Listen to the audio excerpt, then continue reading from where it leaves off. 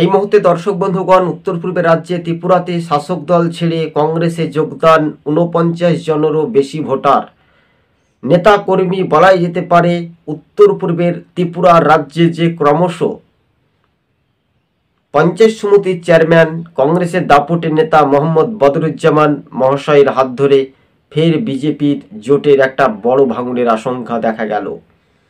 সেই চিত্রটা সবুজবঙ্গ নিউজ আপনাদের সঙ্গে আমরা তুলে ধরেছি। প্রাক্তন প্রদেশ সভাপতি বীরজিৎ সিনহার ঘনিষ্ঠ মোহাম্মদ বদরুজ্জামান যা কৈলাস শহরের মাটিতে দাঁড়িয়ে তিনি ঊনকোটি জেলা একেবারে দাপট দেখিয়েছিলেন।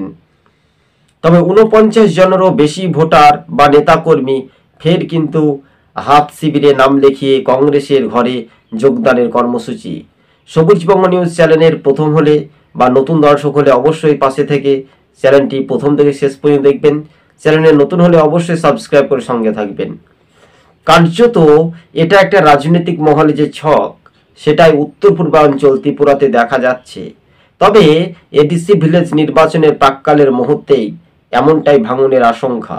অন্যদিকে দিল্লি বিধানসভা নির্বাচনের ভোট পর্ব সকাল 7টা থেকে যে রীতিমতো আমরা দেখতে পাচ্ছি, সেখানে একেবারে গুরুত্বপূর্ণ বিষয় 46.55% ভোট পড়েছে প্রায় বিকেল 3টে নাগাদ। নির্বাচন কমিশনের একদিকে ত্রিপুরার নির্বাচন নিয়ে কতটা স্পষ্ট হতে পারে এডিসি ভিলেজে, তার আগের মুহূর্তেই ফের কিন্তু নাম লিখিয়ে শাসকের ঘরে বড় থাবা বসালেন সুদীপ রায় বর্মনের ঘনিষ্ঠ কংগ্রেস নেতারা। ফের কিন্তু কংগ্রেসে নাম লেখালেন বিজেপি ছেড়ে।